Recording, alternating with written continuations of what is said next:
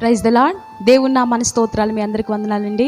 రత్నరాజు బెతెస్తా అనే యూట్యూబ్ ఛానల్లో అనుదిన జీవాహారం అనే కార్యక్రమాన్ని వీక్షిస్తున్న మీ అందరికీ కూడా ప్రభు పేరిట మా శుభాభివందనాలు. మరి ప్రతి దినము కూడా ఉదయం లేచిన వెంటనే మీరు ప్రార్థించారని తలుస్తున్నామండి. మరి మీరందరూ కూడా క్షేమస్థితిలో ఉన్నారని నమ్ముచున్నాం. మీ కొరకు మేము ప్రార్థిస్తున్నాం.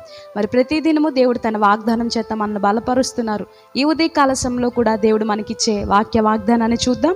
ఇర్మియా గ్రంథము 31వ అధ్యాయము 13వ వచనం. వారి దుఃఖమునకు ప్రతిగా సంతోషమిచ్చి వారిని ఆదరించెదను, విచారము కొట్టివేసి నేను వారికి ఆనందము కలుగచేతును. ఆమేన్. దేవాతి దేవుడు ఎంతో చక్కటి వాగ్దానం చేత ఈ దినము మనల్ని ఎంతగానో బలపరుస్తున్నారండి.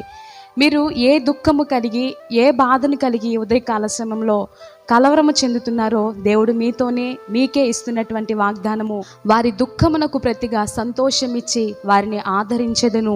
అంత మాత్రమే కాదు కానీ విచారము కొట్టివేసి నేను వారికి ఆనందము కలుగజేతును. నిజముగా వాగ్దానం ఇచ్చిన దేవుడు నమ్మదగిన దేవుడు గనక, వాగ్దానం ఇచ్చినటువంటి దేవుడు ఖచ్చితంగా మన జీవితాల్లో నెరవేర్చగలడు గనక మనము నమ్మిక మాత్రం ఉంచినట్లయితే దేవుడు ఆ కార్యాన్ని చేయడానికి ఇష్టపడుతున్నాడు.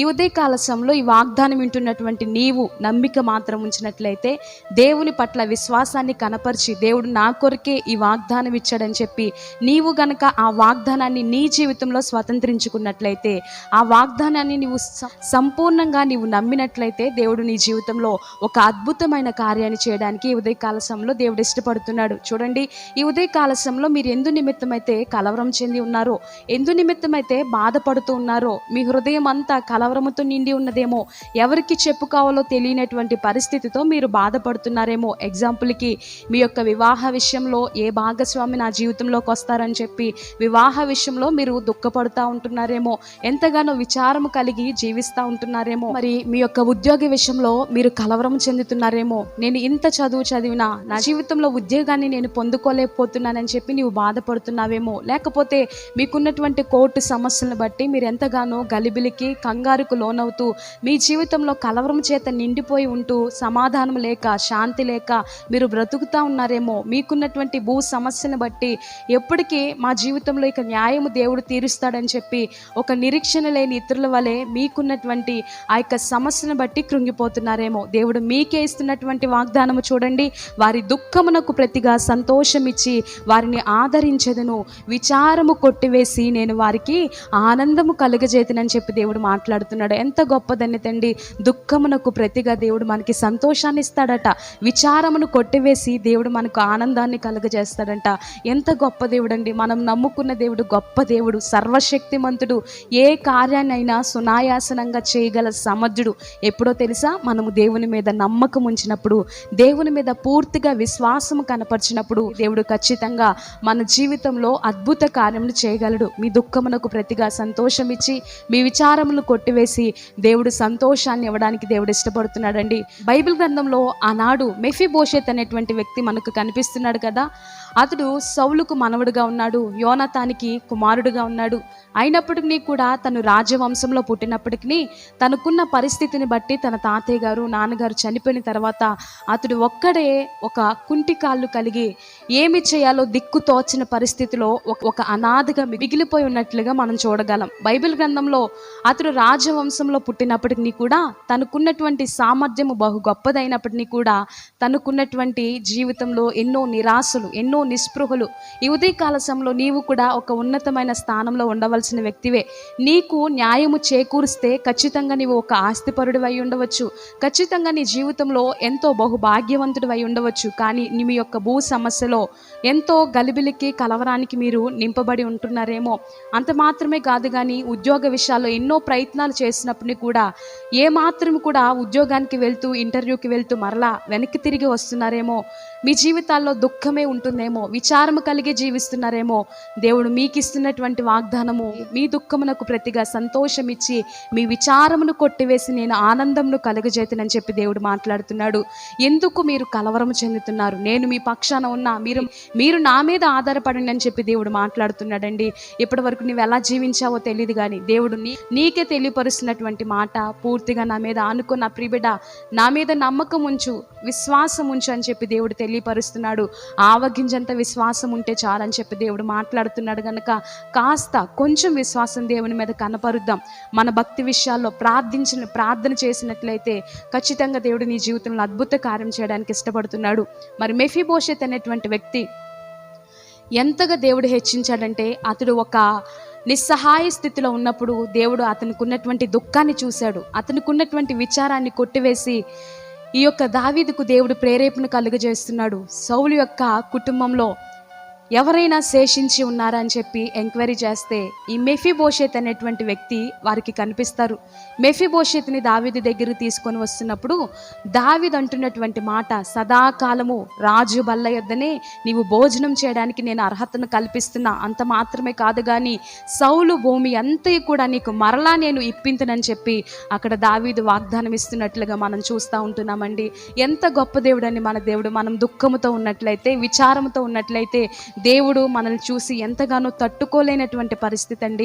ఈ లోక మనుషులు మనం దుఃఖంలో ఉన్నప్పుడు, కలవరం చేత నిండి ఉన్నప్పుడు ఈ లోక మనుషులందరూ కూడా సంతోషిస్తారేమో ఒకవేళ, లేకపోతే ఏదో కొంత ప్రోత్సాహకరంగా కొన్ని మాటలు చెప్తారేమో, కానీ మనము దుఃఖపడుతున్నప్పుడు కన్నీటితో ఎంతో ఆ సమస్యను ఎవరికి చెప్పుకోలేక మనలో మనము తపన పడుతున్నప్పుడు, మనలో మనము కలవరము చెందుతున్నప్పుడు దేవుడు మాత్రము మనల్ని చూసి ఊరికే ఉండేవాడు కాదు.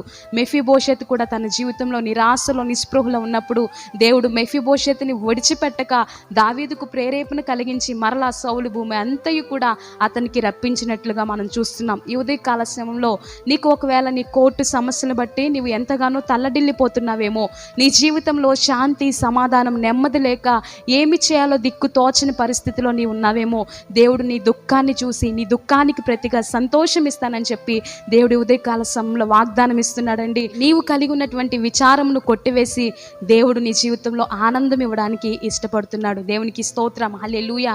అబ్రహాము, శారా జీవితాల్లో కూడా వారు ఎంతగానో దేవుని యందు భయభక్తులు కనపరుస్తున్నప్పటికీ కూడా వారి జీవితంలో సంతానం లేనప్పుడు దేవుడు వారికి ఉన్న దుఃఖాన్ని చూశాడు గనక వారు విచారముతో ఎంతగానో వారి జీవితంలో నెమ్మది లేక బ్రతుకుతున్నారు గనక దేవుడు వారిని దర్శించి ఇస్సాకు అనేటువంటి బిడ్డను అనుగ్రహించినట్లుగా, వాగ్దాన పుత్రుని దేవుడు ఇచ్చినట్లుగా మనం చూస్తున్నాం. ఇస్సాకు అనేటువంటి మాటకు అర్థం ఏమిటంటే నవ్వు అని చెప్పి బైబిల్ గ్రంథంలో మనం చూస్తున్నాం. మన దేవుడు మనల్ని ఊరికే విడిచిపెట్టే దేవుడు కాదండి. మన దేవుడిపై మనం ఆధారపడినప్పుడు, నమ్మకాన్ని కనపరిచినప్పుడు, భయభక్తులు కలిగి జీవిస్తూ ఉన్నప్పుడు దానికి తగిన ప్రతిఫలాన్ని దేవుడు ఖచ్చితంగా మన జీవితాల్లో ఇవ్వగలడు. ఈ ఉదయకాల సమయంలో నీకున్న భూ సమస్యలను బట్టి న్యాయము నాకు చేకూర్చడం లేదని నీవు కలవరముతో, విచారము చేత నిండి ఉన్నావేమో, దేవుడు నీకే ఇస్తున్నటువంటి వాగ్దానము, నీతో మాట్లాడుతున్నటువంటి మాట, దుఃఖమునకు ప్రతిగా నీకు సంతోషం ఇస్తాను నా ప్రియబిడ్డ, నీ విచారమును కొట్టివేసి నేను నీకు ఆనందము కలిగజేతనని చెప్పి దేవుడు మనకి ఎంతో చక్కటి వాగ్దానం చేత ఈ ఉదయకాల సమయంలో మనతో మాట్లాడుతున్నాడు. ఒకవేళ నీ దుఃఖము ఏది అయినప్పటికీ కూడా, ఒకవేళ నీ విచారము ఎంతో ఎవరికి చెప్పుకోవాలో తెలియని పరిస్థితిలో ఉన్నప్పటికీ కూడా దేవుడు నీకు ఇస్తున్న వాగ్దానాన్ని బట్టి ప్రభుని స్తుతిద్దాం.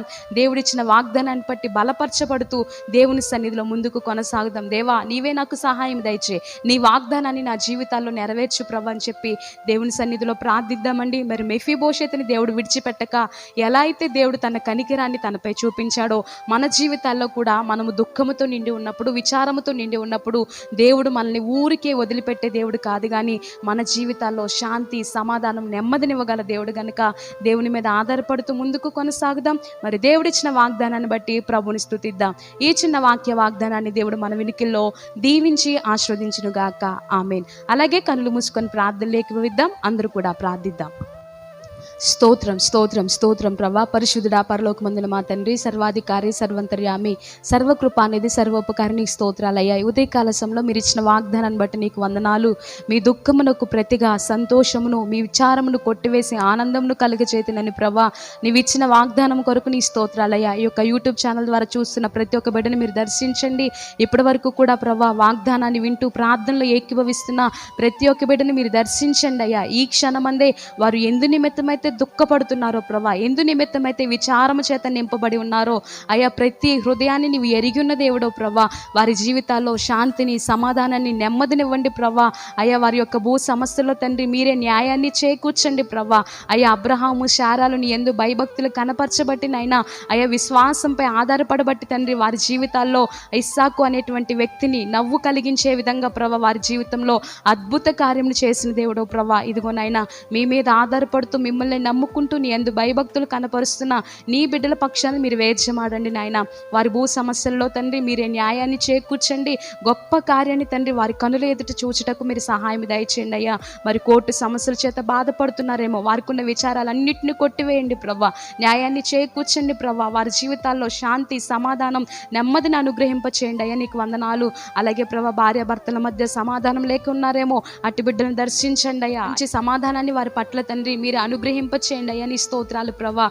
అలాగే తండ్రి యొక్క యూట్యూబ్ ఛానల్ ద్వారా చూసిన ప్రతి ఒక్క బిడ్డని మీరు దర్శించండి అయ్యా. అలాగే తండ్రి ఈ యొక్క ఉదయకాల సమయంలో ఎవరైతే ప్రయాణాలు చేస్తున్నారో వారి యొక్క ప్రభా ప్రయాణాలంతట్లో కూడా మీరు తోడుగా ఉండండి. ముందు వెనుక మీ దేవదూతలను కాపుదలుగా ఉంచండి. వారి వ్యాపార విషయాలు, చేతి పనుల్లో తండ్రి ఏ ప్రయత్నాలు చేస్తున్నారో వారి ప్రయత్నాలన్నింటినీ సఫలీకృతం చేయండి ప్రభా. చిన్న బిడ్డలు, యవన బిడ్డలు కాలేజీలకు, స్కూల్కి వెళ్తూ వస్తుండగా రాకపోకలందరినీ దేవదూతలను కాపుదలుగా ఉంచండి. వాతావరణాన్ని బట్టి తండ్రి ఎవరికి ఎటువంటి నీరసం, బలహీనత దరి చేరకుండా మంచి ఆరోగ్యాన్ని కలిగి చేయండి ప్రభా. యవన బిడ్డలు తండ్రి నీ సన్నిధిలో వర్ధిల్లుటకు అయా, నీ కాడి మోయుటకు సహాయం దయచేయండి ప్రభా. ఇంకను తండ్రి బిడ్డలకు ఉన్నతమైన భవిష్యత్తును మీరు అనుగ్రహింపచేయండి. ఉద్యోగం కొరకు వేచి చూస్తున్నటువంటి బిడ్డల పట్ల అయా నీవే నీ కృపను చూపించండి అయ్యా. అయా నీవే తండ్రి ఉన్నతమైన భవిష్యత్తులో బిడ్డలకు అనుగ్రహింపచేయండి. నీ స్తోత్రాలయ్యా. అలాగే నడివయసు కలిగినటువంటి వారికి మంచి ఆరోగ్యాన్ని ఇవ్వండి. వృద్ధులకు మంచి ఆరోగ్యాన్ని ఇవ్వండి అయ్యా. ఎవరైతే అనారోగ్యం చేత బాధపడుతున్నారో ప్రతి ఒక్క బిడ్డను మీరే ముట్టి స్వస్థపరచండి. సంపూర్ణమైన ఆరోగ్యాన్ని బిడ్డలందరికీ మీరు అనుగ్రహింపచేయండి అయ్యా. తలనొప్పి చేత, కాలు నొప్పి చేత, నడుము నొప్పి చేత ప్రభా, షుగర్ చేత, థైరాయిడ్ చేత, దీర్ఘకాలిక వ్యాధుల చేత, ఇంకను చెప్పుకోలేనటువంటి సమస్యల చేత ఎవరైతే బాధపడుతున్నారో వారికి ఉన్నటువంటి దుఃఖాన్ని అంతటినీ తీసివేసి వారి జీవితాల్లో సంతోషాన్ని ఇవ్వండి ప్రభా. వారి విచారం అంతటినీ కొట్టివేసి వారి జీవితాల్లో ఆనందాన్ని కలుగచేయండి ప్రభా. నీ స్తోత్రాలు. నీవిచ్చిన వాగ్దానాన్ని దినమంతా కూడా నెమరు వేసుకుంటూ బలపరచబడుతున్నాయినా మీ సన్నిధిలో ముందుకు కొనసాగే కృపను దయచేయండి. మరి ఏ యోగ్యత, ఏ అర్హత లేని దీనురాలు చేసిన చిన్న ప్రార్థన నీ పాదాల చెంత చేర్చుకొని ప్రతిఫలం దయచేయమని యేసు నామములో అడిగి వేడుకొంచున్నాము తండ్రి. ఆమేన్. అందరికీ హృదయపూర్వక వందనాలండి.